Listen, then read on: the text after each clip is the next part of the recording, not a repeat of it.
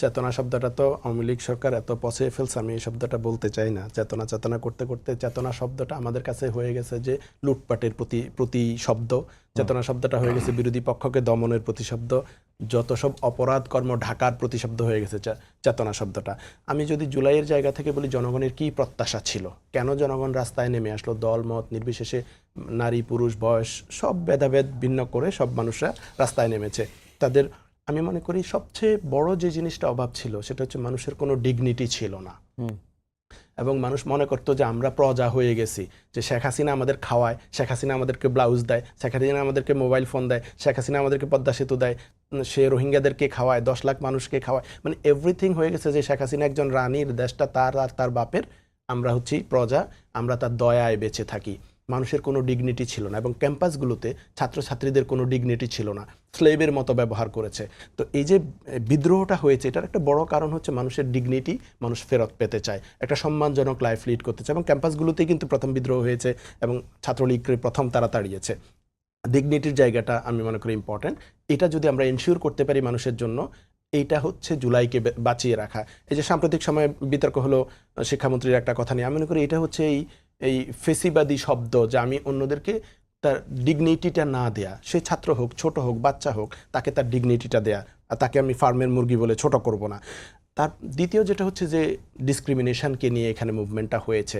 চাকরির ক্ষেত্রে বা ইয়ের ক্ষেত্রে মানুষ যখন দেখে যে আমি ফেয়ার ট্রিটমেন্ট পাচ্ছি না, দেখেন মানুষ যদি পড়াশোনা করে জব মার্কেটে যায়, চাকরি পায় এবং সে যদি মনে করে আমি একটা ফেয়ার ট্রিটমেন্ট পাচ্ছি, আমার পরিবার নিয়ে আমি বেঁচে থাকতে চাই, পারতেছি, তাহলে কিন্তু অনেকেই পলিটিক্স নিয়ে বদারও করে না। কিন্তু মানুষ দেখলো যে আমি পড়াশোনা করছি, এত স্ট্রাগল করছি, এত কষ্ট করছি, তারপর আমি একটা ফেয়ার ট্রিটমেন্ট পাচ্ছি না। যার মামা খালু পলিটিক্যাল পাওয়ার আছে সে পাচ্ছে, যার কোটা আছে সে পাচ্ছে। তার মানে ডিসক্রিমিনেশনটা তাকে বিদ্রোহী, তার মধ্যে একটা রেজিস্ট্যান্স তৈরি করছে। এইটা একটা মৌলিক জায়গা। আর বেসিক যে হিউম্যান রাইটসগুলো আমাদের সংবিধান আমাদেরকে এনশিওর করা, আমার ধর্ম পালনের, সভা সমিতি করা, রাজনৈতিক দল করার, দলের অফিস করা, বেসিক হিউম্যান রাইটসগুলো আমরা যেন ভায়োলেট না করি, তাহলেই হচ্ছে জুলাই বেঁচে থাকবে। আর পলিটিক্যাল যে সংস্কারগুলোর কথা একটু আগে আলাপ করেছিলাম, যে আমাদের সাংবিধানিক প্রতিষ্ঠানগুলো, কমিশনগুলো যেটা ক্ষমতার মধ্যে চেক অ্যান্ড ব্যালেন্স রাখবে। অনেক ভাই বলছিলেন যে আমরা কোথায় যেতে পারতাম, আমাদের আসলে অনেক সম্ভাবনা ছিল। যদি আমরা এই পলিটিক্যাল সংস্কারগুলো করতাম, তাহলে হয়তো আমরা ক্ষমতার মধ্যে একটা চেক অ্যান্ড ব্যালেন্স তৈরি হতো, যাতে করে পরবর্তীতে কেউ আর ফেসিবাদ না হয়ে উঠতে পারে।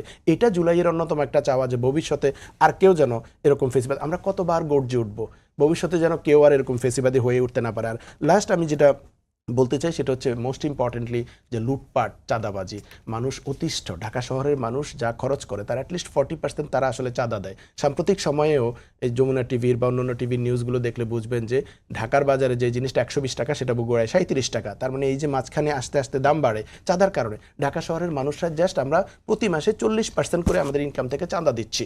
এই জিনিসটা মানুষকে অ্যাফেক্ট করে, আমরা অর্থনৈতিক জায়গায় এই স্বচ্ছতাটা পাচ্ছি না। সম্প্রতিও চট্টগ্রামে দেখলেন যে একটা প্রতিষ্ঠানে গিয়ে একজন ডিমন বা কেউ গিয়ে বলতেছে পুলিশ কমিশনার আমার নাম্বার দিস, দেখিস সে চিনবে, মানে আমি কে। তার মানে হচ্ছে সে একটা অপ্রতিরোধ্য শক্তি, তাকে আমি দমাতে পারবো না। চাঁদাবাজির জন্য নানান জায়গায় খুন হচ্ছে, ব্যাকবাটরা নিয়ে, এটা মানুষকে সরাসরি এফেক্ট করে। সর্বশেষ একটা পয়েন্ট আমি বলি, যে আমি জুলাইয়ের পর থেকেই বলছিলাম যে আমাদের একটা ডিআওয়ামিফিকেশন প্রসেসের মধ্য দিয়ে যাওয়া উচিত। আমাদের রাজনীতি কলুষিত হয়ে গেছে, আমাদের সাংবিধানিক প্রতিষ্ঠানগুলো কলুষিত হয়ে গেছে। যেই আচার আচরণগুলো আওয়ামী লীগ ফেসিবাদী সময়ে চর্চা করেছে, এই চর্চাগুলো থেকে ফিরিয়ে নিয়ে আসার জন্য আমাদের একটা ডিআওয়ামিফিকেশন প্রসেসের মধ্য দিয়ে যাওয়া উচিত, যেটা ডিনাজিফিকেশন প্রসেস হয়েছিল জার্মানিতে, যে তাদের যে কালচার, তাদের যে কথা, তাদের যে স্লোগান, এখনও আমরা স্লোগান দিই অমুকের চামড়া তুলে নিব আমরা। এই যে এই ফেসিবাদী কালচার, রাজনীতি আমাদের মধ্যে এখনও রয়ে গেছে, জিব্বা কেটে ফেলতে চাই আমরা টকশোতে বসে। এই জিনিসগুলো রাজনৈতিকভাবে দলগুলোকে প্রশিক্ষিত করা উচিত একটা ডিআওয়ামিফিকেশন প্রক্রিয়ার মধ্য দিয়ে, তাহলে ইনশাল্লাহ জুলাই বেঁচে থাকবে।